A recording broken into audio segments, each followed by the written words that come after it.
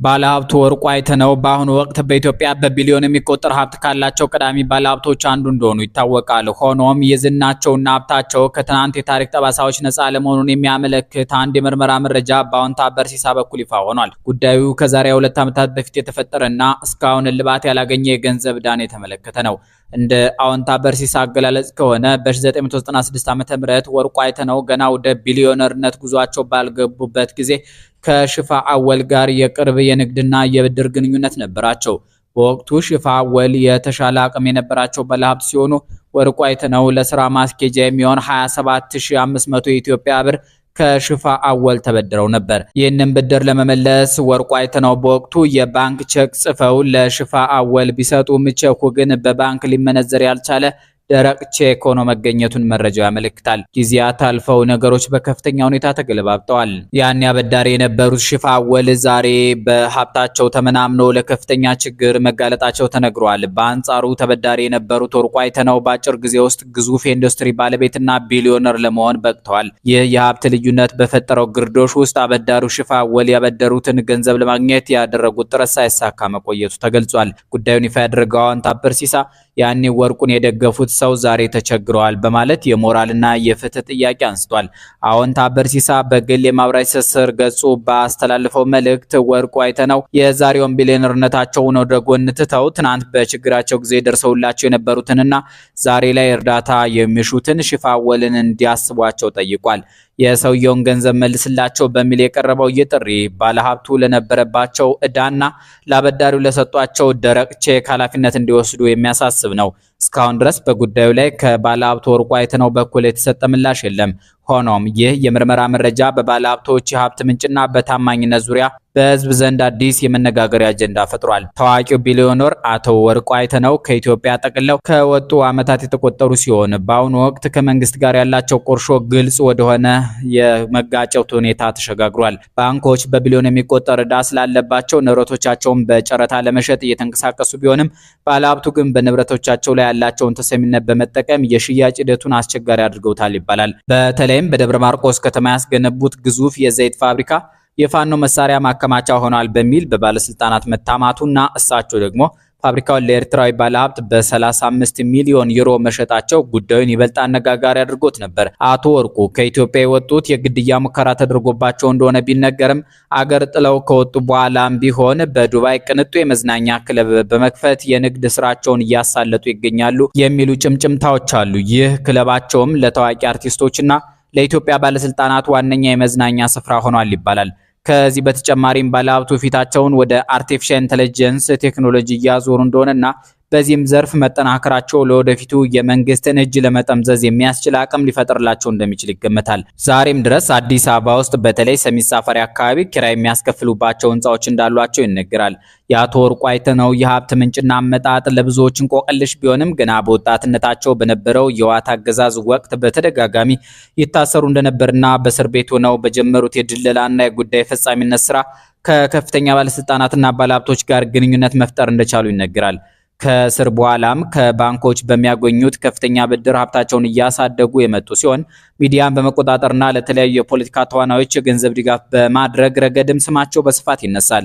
ምንም እንኳን አሁን በአገር ውስጥ ያሉ የንግድ ተቋሞቻቸውና ሰራተኞቻቸው አስቸጋሪ ሁኔታ ላይ ቢሆንም እሳቸው ግን በውጭ ሀገር ሆነው ንግድና ፖለቲካውን በተራቀቀ መንገድ ማሳለጣቸውን ቀጥሏል። ታዋቂውና አወዛጋቢው ባለሀብት ወርቁ አይተነው ፈንታ በታህሳስ ወር 2017 ዓ.ም አዲስ አበባ ውስጥ ለተፈጸመው የባለሀብቱ የአቶ ቢረሳው ምናለ ግድያ ዋና መሪ እንደሆኑ ይነገራል። የአፍሪካ ኢንተለጀንስ ዘገባ ግድያው በአማራ ክልል ካለው ደም አፋሳሽ ጦርነትና በሁለቱ ግለሰቦች መካከል ከነበረው የቆየ የንግድና የፖለቲካ ፉክክር ጋር የተያያዘ እንደሆነ ይገልጻል። በአውሮፓ አቆጣጠር ታህሳስ 2024 በታጠቁ ኮማንዶዎች የተገደሉት አቶ ቢረሳው ከመሞታቸው በፊት ከመንግስት ጋር መስራት እንዲያቆሙ ከፋኖ ኃይሎች ዛቻ ይደርስባቸው እንደነበርና ቤተሰቦቻቸውም ቀደም ብለው መገደላቸው ተጠቁሟል። ፖሊስ ከግድያው በኋላ ወደ ኬንያ ሊያመልጡ የነበሩ 3 ተጠርጣሪዎችን የያዘ ሲሆን ከነዚህም መካከል የአቶ ወርቁ አይተነው ወንድም አቶ አብዩ አይተነው እንደሚገኝበት ታውቋል።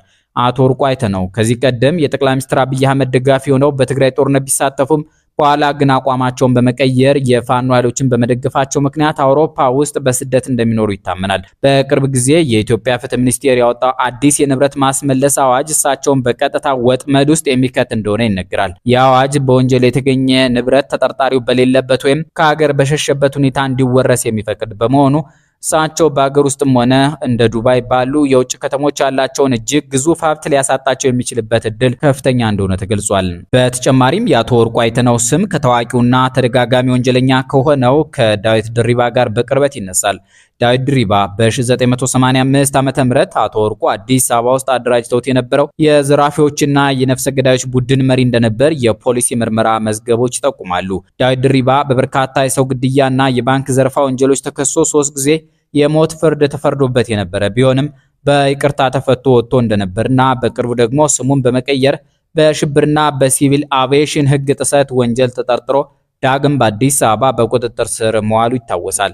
ከወራት በፊት ደግሞ ከቲክቶከሩ ጆን ዳንኤል ጋር ተፈቷል። አሁን ከወርቁ አይተነው ጋር ያላቸው ግንኙነት በይፋ አይታወቅም። ለስንብት ብስራት አርጋው ዘለቀ በተባሉ ጸሐፊ የተዘጋጀውን ወርቁ አይተነውን የሚያወድስ ጽሑፍ እናስደምጣችሁ። ፍቅር፣ ጀግንነትና ልግስና አብረው በበቀሉበት አማራ ምድር በጎጃም ለምለም አፈር ላይ ተወልዶ ያደገው ወርቁ አይተነው ስሙ እንደ ስራ ወርቅ የሆነ በሀብት ብዛት ብቻ ሳይሆን በልብ ስፋት የሚለካ ታሪክ ያለው ሰው መሆኑን ያስመሰከረ ባለሟል ነው። ወርቁ ኪሱ አይደርቅም፣ ሰጥቶም አያልቅበትም። ስትሰጥ ኑር ተብሎ የተመረቀ ይመስለኛል። ፍልቅልቅን አልፈህ ደጀን ደብረ ወርቅ ለካ ለምለም ኖሯል ድርቅን የማያውቅ የቀድሞ ባለቤቱና የልጆቹ እናት መሰሉ ፋንታውን ወለላው በተሰኘው ዘፈኗ ውስጥ ስለ ለጋስነቱ የመሰከረችበት ግጥም ነው። ደብረ ወርቅ ያፈራችው ቢሊየነር መሆኑን ማንሳት የፈለገች ይመስላል። አርቲስት መሰሉ ፋንታውን ስለ ወርቁ አይተነው ደጋግማ ታነሳለች። በቃለ መጠይቅ መሃል ከተጠየቀችው ነገር ይልቅ ስለ ወርቁ ማውራት ትወዳለች። ስለነበራቸው የአብሮነት ጊዜም እንደማትጸጸት ትገልጻለች። ባስ ብሎም ከልብ በመነጨ የምስጋና ቃል ወርቁ አሁንም ድረስ ቤተሰቤ ነው ስትል ትደመጣለች። እንኳን ለሚወዱ ታርሶ ለሚጭን ለእንዝርት ይገለጣል የሸጎቹ ጭን። ግጥሙ አልጸጸትም እንኳን ከሱ ወለድኩ የሚል አንድምታ ያለው ይመስላል። የወርቁ ሕይወት ልክ እንደ አንድ ድንቅ የሲኒማ ድራማ በውጥረት በደስታ በስኬትና በፈተና የተሞላ ቢሆንም ለተቸገሩት መድረሱን ግን ቀጥሎበታል። ወርቁን የድሆች አባት ያስባለው የኪሱ መከፈት ብቻ ሳይሆን የልቡ መራራት ጭምር ነው። እርሱ ለጋስነትን እንደ ግዴታ ሳይሆን እንደ ማንነት የቆጠረ ሰው ነው። በረሃብ ለተጎዱ ወገኖች በብዙ ሚሊዮን የሚቆጠር ድጋፍ ሲያደርግ እጁን የሚዘረጋው እንደ ሰሞነኛው የመንግስት ድራማ ይውልኝ በሚል የስሙላ ስሜት ሳይሆን ከግርጌ የተነሳ ሰው ከግርጌ ያሉትን ስለሚያውቃቸው ነው። የአማራው አርማ ዳኛው አለ ደግሞ ምታጎጃም በተሰኘው ዘፈኑ እንዲህ ሲል ያሞካሸዋል። ገላፈር ነው ቢሉኝ ከቶ አላምንም እኔ ወርቅ ሰው ሲወለድ አይቻለሁ ባይኔ። በፈተና ወቅት ለሀገር መከላከያና ለተፈናቀሉ ወገኖች ያደረገው ድጋፍ እርሱ በሀብት ማማ ላይ ሆኖ የታችኛውን ዓለም የሚመለከትበት መነጽር ምን ያህል ጥራት እንዳለው ያሳያል። የወርቁ አይተነው ታሪክ የሚደምቀው ግን በስኬት አውራ ጎዳና ላይ ብቻ ሲጋልብ አይደለም፣ በጨለማ የእስር ቤት ግድግዳዎች መካከል ሲያልፍም ጭምር ነው። እስር ለእርሱ መውደቅ ሳይሆን ትልቅ ሰው ለመሆን የሚከፈል የመከራ ግብር ነው። ወህኒ ቤት የቢሊየነሩን አካል ቢገድበውም መንፈሱን ግን ሊያስረው አልቻለም።